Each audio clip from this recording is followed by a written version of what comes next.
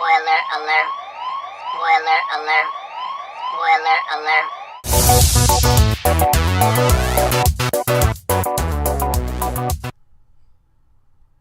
And what's up, everybody? This is JC of the Annie Gaming Nexus, back again to give you guys a manga review. And this chapter of One Piece came out this week. Woo! Okay, we got us another doozy yet again. So this chapter 848, goodbye. Every time you say hello, I say goodbye. Okay, so just based on the title, you knew something shocking was going to occur in this chapter. You knew something monumental, well, not monumental, but at least mind-blowing in a sense, was going to occur this week. In this chapter, basically we follow up from last week where Big Mom has just disconnected from the Den Den Mushi.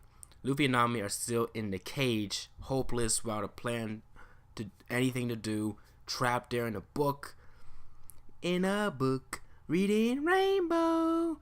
No, but this isn't no reading Rainbow nonsense here. It's trapped in the book, and then we cut back to Big Mom right now, and she is in high spirits. You think she would be furious, angry, seething right now, but nope, she is in actually a pretty good mood.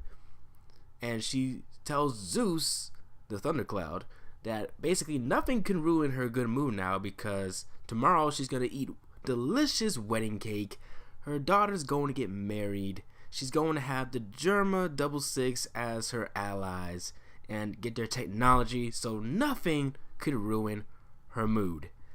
Until she learns that there is an intruder in the treasure room, and she gets infuriated because she does not want him to go after her precious Tame Tobacco box. So Big Mom is attached to that little box now.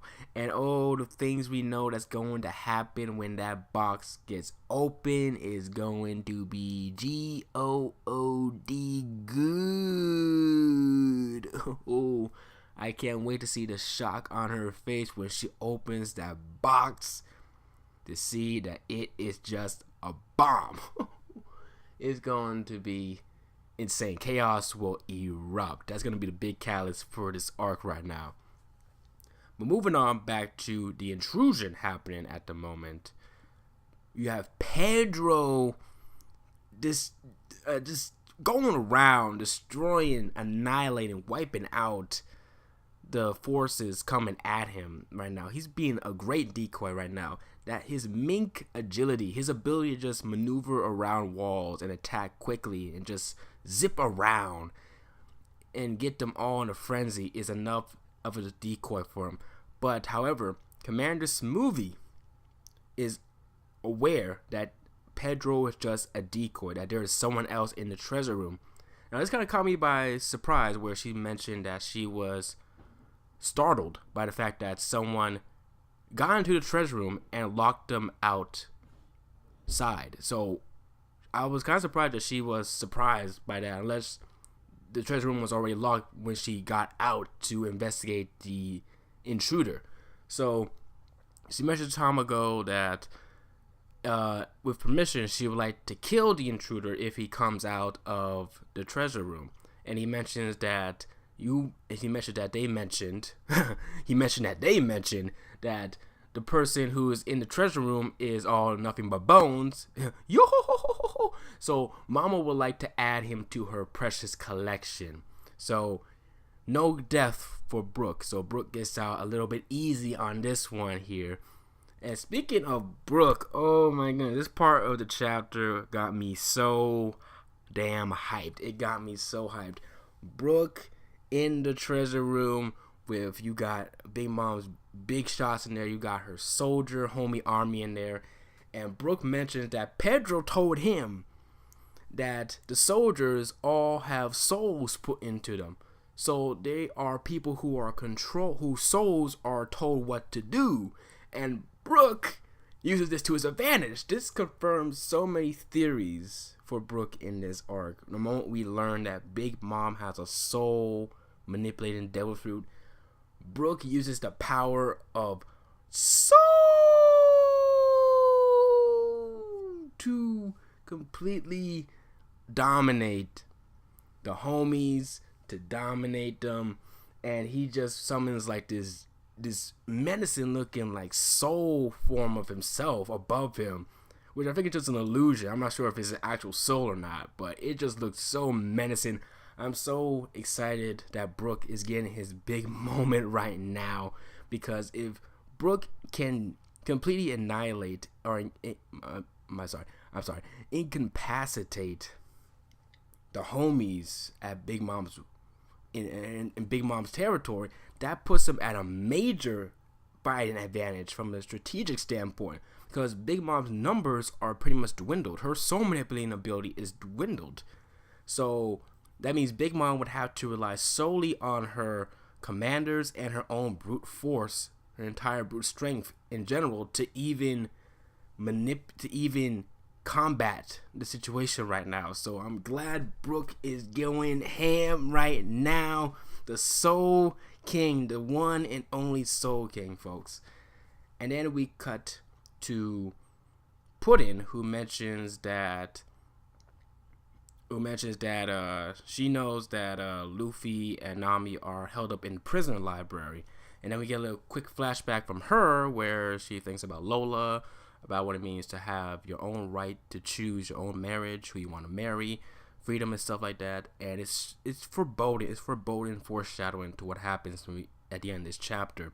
And right at that moment, I just remembered I forgot something I mentioned actually before the whole Pedro and Brook incident. It involves Sanji, where Sanji is completely pacing back and forth. He doesn't have any plan seemingly right now at the moment. His only plan right now is to go through with the wedding and to pretty much, as he says, go back to his usual self, the whole lovey-dovey cook self, where he can at least let out some of the stress. And it's kind of sad seeing Sanji having to force himself to go back to that whole lovey-dovey thing, because it shows you just how dire the situation is for him and how stressful it is for him and how painful it is on his entire psyche, that he pretty much has to put on this charade. Like, this is the first time Sanji's whole love cook fiasco has ever been a straight up charade, just to calm himself down and take all the pressure off of himself. So that's where Sanji is right now in this situation. So not much on his front right there, but I do think it's interesting that he uses the whole love cook thing as a bit of a defense mechanism, which is, it's defense mechanism, which kind of changes my entire perspective on that type of thing. It does. But going to the end of this chapter, so Puddin arrives at the prisoner library where she talks to Luffy and Nami, and she whispers to Luffy and Nami that she was unable to keep her promise to arrive at the coast. She apologizes for that. She's sorry for that. And then she mentions that Sanji proposed to her. And Luffy and Nami are completely shocked. They're surprised. And then she says that she's so happy about it. Like, it's the happiest thing she heard. But then she said that they're not going through with the wedding. She's not going to marry Sanji. And then she whispers something to Luffy and Nami. And the reaction on Luffy and Nami's faces right now have me legit worried. And Puddin just walks away. Luffy says, "No, Puddin, don't do it. You can't go through with that." And she says goodbye with tears in her eyes. I don't think, the only thing that comes to my mind from that scene is suicide. And I don't think Puddin would commit suicide. But that would be a really dark turn of events for her. Like, if she kills herself, I don't see how it would progress the plot forward, because it doesn't seem like it's been hinted that her marriage is the same as Lola's, where, they couldn't get a replacement for her. But I'm not too sure. Big Mom would be furious. It's just going to put the Straw Hats in even more danger, because if Big Mom gets furious on this, I'm Puddin commits suicide, she's going to probably put out her anger on Luffy and Nami, because Luffy mentioned Puddin's name and said that she was their friend. So Big Mom's probably gonna come on the assumption that maybe Luffy and Nami somehow manipulated or messed around Puddin's mind or something, which has led to her suicide. So I don't think it's a suicide. I do think that she might try to run away like what Lola did, but that could backfire because we don't know about that third eye. We don't know about how Big Mom is keeping tabs on everything. Big Mom is keeping tabs on everyone right now. So she'll know if Puddin tries to escape, because I'm pretty sure there's no place in Whole Cake Island where she can get away without at least some sort of disguise or something. So it brings a lot of speculation to mind right now where things can go.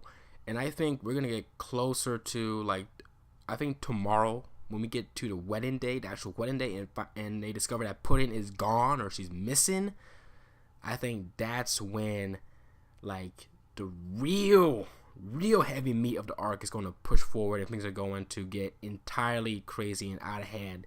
So this chapter I thought was really good because we got to see Brook show off for like the first time in legit years. It's been years we've seen Brook show off this much. We've seen Pedro go in, and the whole thing with Puddin was kind of surprising. That surprised me legit. So I have no idea where things could go right now, but I'm really excited as always with this arc. This is one of the first arcs in a long time where I've been completely unsure of the direction of things are gonna go. So I'm excited week after week. So let me know what you guys thought down below about the chapter, and be sure to like the video and subscribe if you haven't already. So keep on keeping on. Peace.